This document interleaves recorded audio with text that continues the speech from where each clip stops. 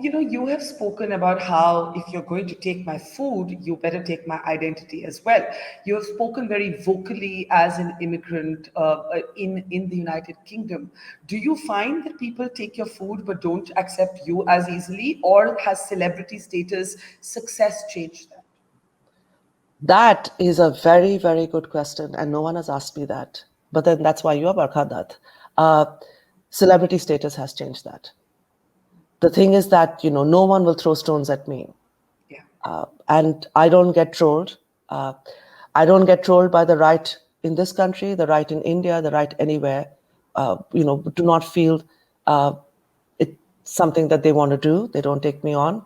I mean, they might take me on at some point. It's fine. I'm, ready to battle that.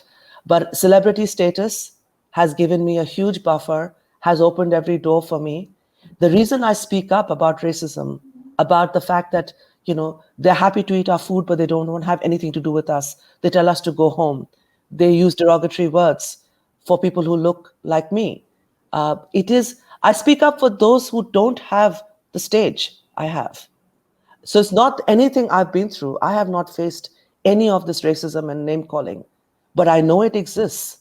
And I will speak for those who are not able or not brave enough at the moment to call it out. It happens a lot. Yeah. When you say that the celebrity status has given you a buffer, it's well earned and why not? But you remember periods of struggle. And I was reading somewhere that now that the pandemic restrictions are lifting, life is back to normal, you're looking for a new place for your restaurant, and you're seeing some of the old biases surface again. What is the way in which they're surfacing?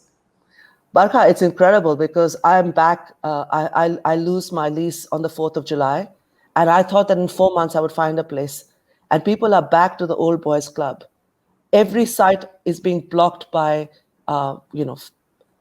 male entrepreneurs, business people who don't want me there, who are trying to secure their own businesses. And it is absolutely deplorable that this is being done to block a female founder. At the level that I am, I'm the only all female kitchen cooking Indian food, a female founder in the world. You have Nizamuddin, you have Suruchi. We do not have a restaurant at the level at which I am. Yet, there is no recognition of the fact that we are unusual. If you are selling Indian food, you should not be there blocking me. But they are all blocking me. I still do not have a place. And And this these is are really and these heartbreaking. are these are men of Indian origin, or this is everybody? Mainly Indian origin.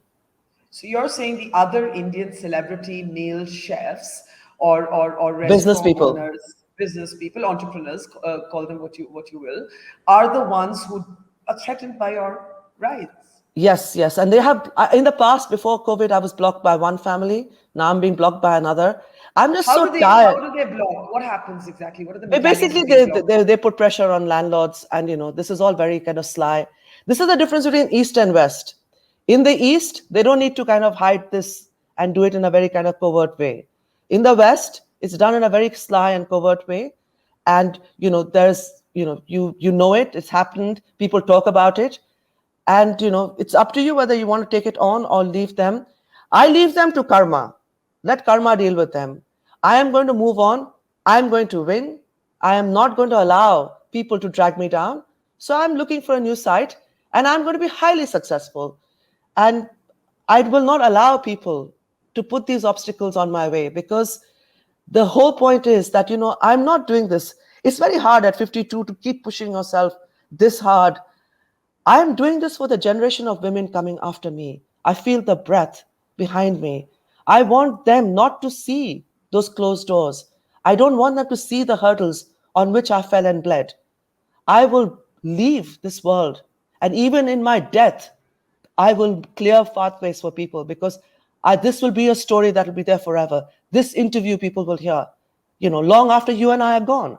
I want people to know, do not allow people to dictate your story. You write your story, you be brave, and every time you fall, remember to pick yourself. This time, go higher, go higher. And may you keep going higher, but how do you tackle, I was very struck by this paradox. This book is it's a kind of living, breathing testimony of love, as it were. That's how I see the cookbook. And yet, how do you tackle the paradox of women in the kitchen? Whenever we have nostalgia about food, whenever we invoke memory, we talk about Ma ka khana, as Huh. you have about Ammu ka khana. Yet, there is a way in which the kitchen is used as an instrument to dwarf women's dreams in the private spaces, and professionally in public spaces, as you are facing, it's used in the opposite way to keep women out of the kitchen. So this contradiction, how do you resolve it? It is really hard. I mean, recently, an Indian politician told a female politician, go and cook. And so this is staggering that, this is a real dichotomy. You have this whole thing that this is servitude and, domestic kind of slavery where women are all expected to cook. And then, we have our lovely politicians telling female politicians, go cook. And then when you are cooking as a profession and you're taking this on as a career, you're blocked by other men because they think, that you should be not in the kitchen, but not in a professional kitchen. This I say many times, pay me for my roti that I make, pay me for my food, pay me as a professional.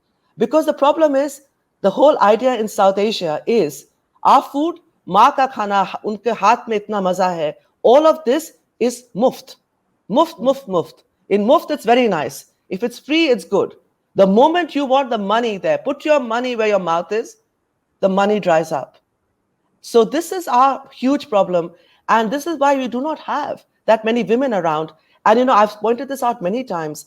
In the West, very powerful female chefs who have Michelin stars, who are very, very prominent, keep very silent when there are evidence of abuse and racism against women, especially where there has been sexual violence against women. They don't speak up. I am the only chef who takes on these men, whether it's Heston Blumenthal, Gordon Ramsay. I've taken them all on in huge articles and waited to see sue me, but they won't because I'm right. And also, I'm a lawyer. I'm smart enough to know how much you can say and how much you can't. But the whole point is the silence of the women is deafening. And this Yeah. is very, very upsetting because maybe they see themselves as chefs. I'm so sorry. I see you as a female too. And the Yeah. women working for you see yourself as a female. It is very, very complicated.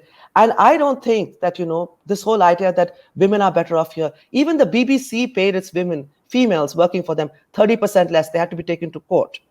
Yeah, and the So other problem, the other problem is that women are coy about asking for money. yeah, and this whole idea that, you should almost as if money is a dirty word. I think this is the whole idea that we should let our girls inherit property, let our girls inherit the farm, let them know that they have a financial stake, that their husband is not their cash cow. That this is the whole problem that we are whole raised. I remember hearing this, someone telling my father, "Oh, you have two daughters. It's like watering your neighbor's lawn." Why am I the outsider? This whole idea that we are pardesis, we come in, we stay for a short time, and we go away. This is so wrong. This happens to a lot of us. Some of us don't go through this process.